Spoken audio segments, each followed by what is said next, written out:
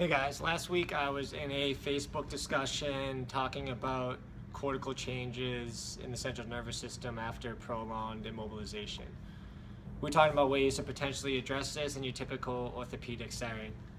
Mirror therapies to me are a great way to begin addressing those cortical changes early on with someone who's immobilized after injury or surgery. People often think about mirror therapies pretty quickly in regards to stroke rehab on the inpatient rehab setting, and they also think about them as part of the whole graded motor imagery for CRPS. However, I think they're often overlooked in your typical outpatient setting.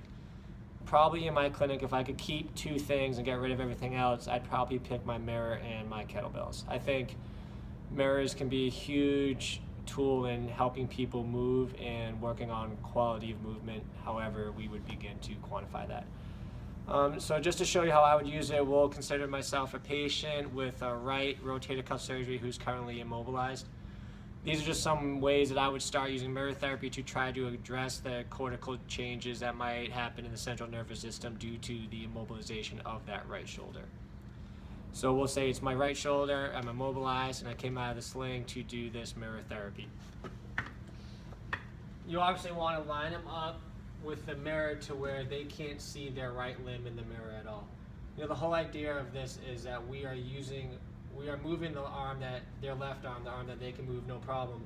However, the mirror is going to make it look like their right arm.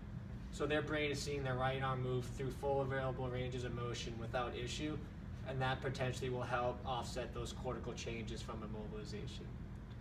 Usually when I first start, it's just working in the straight planes of movement with just some sagittal motion.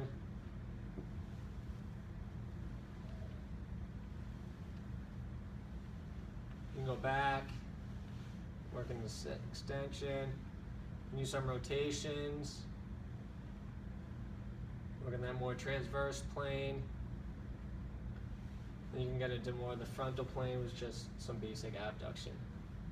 These are good on all, and I think these are good places to start with some mirror therapy just to kind of get them used to what they're doing, because this will be pretty new, especially if they've had outpatient physical therapy before, because I think mirrors are highly underutilized. So after that, I wouldn't be afraid to get into more just functional movements with the mirror to, have them reaching like off a top shelf like they would with their right hand, especially if it's their dominant shoulder with the surgery, which we know it probably usually is. So you can do reaching up in the cabinets, kind of reaching down and away, reaching down to pick something up off the floor. Maybe like move their shirt around, do some buttons.